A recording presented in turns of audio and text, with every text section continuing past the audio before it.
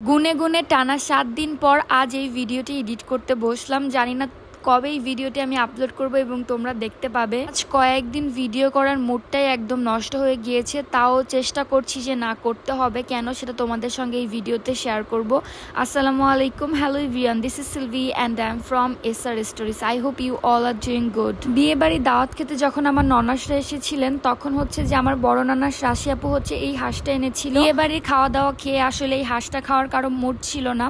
তারপর সব বিয়ে শাদী প্রোগ্রাম শেষে আজ হচ্ছে আমি হাঁসটা রান্না করতে বসলাম। হাঁসটি আগে থেকে পরিষ্কার করা ছিল, আমি জাস্ট কেটে নিলাম আর তারপর হচ্ছে প্যানের মধ্যে তেল গরম করে গরম মশলা পেঁয়াজ বাটা সব কিছু দিয়ে দিলাম।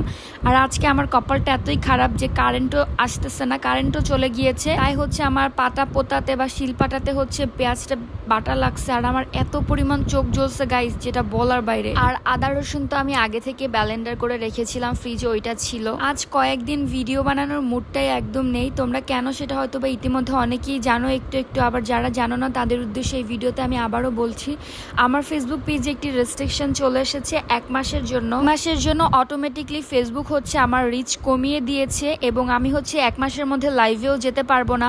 আমার করা আমার ভিডিও আমি হচ্ছে আমার পেজে আপলোড করছি, তাও হচ্ছে কোনো ভিউ হচ্ছে না, কিন্তু মানুষ সেটা আমার টিকটক থেকে সেভ করে আপলোড করতেছে, সেখানে মিলিয়ন মিলিয়ন ভিউ হচ্ছে। এটা দেখার পর তো মনটা আরো বেশি খারাপ হয়ে যায় যে আমার ভিডিও আমার পেজে রিচ পাচ্ছে না, অথচ মানুষের পেজে ঠিকই রিচ পাচ্ছে, কারণ ফেসবুক অটোমেটিকলি হচ্ছে আমার রিচটা কমিয়ে দিয়েছে। ইভেন যারা হচ্ছে আমাকে ভালোবাসে তারা হচ্ছে আমাকে ইনবক্সে বলছে যে আপু আপনার ভিডিও কেন পাচ্ছি না। এখন বলে কেন এই রেস্ট্রিকশনটা এসেছে, আমি আন্দোলনের সময় ভিডিও বানিয়েছিলাম, আমি কিন্তু কোনো খারাপ ভিডিও বানাইনি, আমি হচ্ছে দেশ সংক্রান্ত কথা বলেছিলাম এবং আমাদের এক্স প্রাইম মিনিস্টারের ছবি ওখানে ছিল, আর হচ্ছে গণভবন লুটপাট নিয়ে কিছু কথা বলেছিলাম। এই জন্য হচ্ছে ওই ছবি আপলোড করার কারণে আমার পেজে রেস্ট্রিকশন এসেছে। দেখে অবাক হলাম যে সব থেকে মজার আর ফালতু যে বিষয়টা সেটা হলো ওই কন্টেন্টকে ফেসবুক সেক্সুয়াল কন্টেন্ট হিসেবে দাবি করেছে। আমি ওগুলার কোনো প্রুফ এই ভিডিওতে অ্যাড করছি না, তাহলে হয়তোবা দেখা যাবে এই ভিডিওটাও আমার ডিলিট করা লাগবে এবং তোমরা অনেকে এই বিষয়ে জানতে পারবা না। আমি সতর্ক করলাম, তোমরা হচ্ছে যারা যারা এগুলো করেছিল সবগুলো ডিলিট করে দিও, না হলে দেখা যাবে তোমাদেরও আমার মতো প্রবলেম হতে পারে। যাই হোক গাইস, অনেক মনের দুঃখ শেয়ার করলাম। রান্না বান্না শেষ করে কিচেনটা ক্লিন করলাম, তারপর দেখলাম রিফাত ওর কাপড় অনেকগুলো ধুয়ে দিয়েছিল, তাই হচ্ছে একটু ক্লিপ রেখেছিলাম, সেটা তোমাদের সঙ্গে শেয়ার করছি। তারপর হচ্ছে আমাদের বাসার পাশে অনেক সুন্দর কাশফুল ফুটেছে,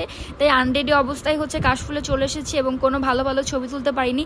এদিকে রিফাত হচ্ছে কাশফুল একসঙ্গে অনেকগুলো ছিটে যে নিজের হাতটা কেটে রক্তাক্ত হয়ে এসেছে, আর বউ যেন কাশফুল দিয়ে ছবি তুলতে পারে এই জন্য। তারপর হচ্ছে আমরা এখান থেকে ছবি টবি তুলে দেন হচ্ছে বাসার দিকে চলে গেলাম, কারণ খুব একটা ডিস্টেন্স না, 2-3 মিনিটের রাস্তা। সে যাই হোক না কেন, আজকের ভিডিওটা এখানে শেষ করি। Thank you so much for watching this video. আল্লাহ হাফেজ।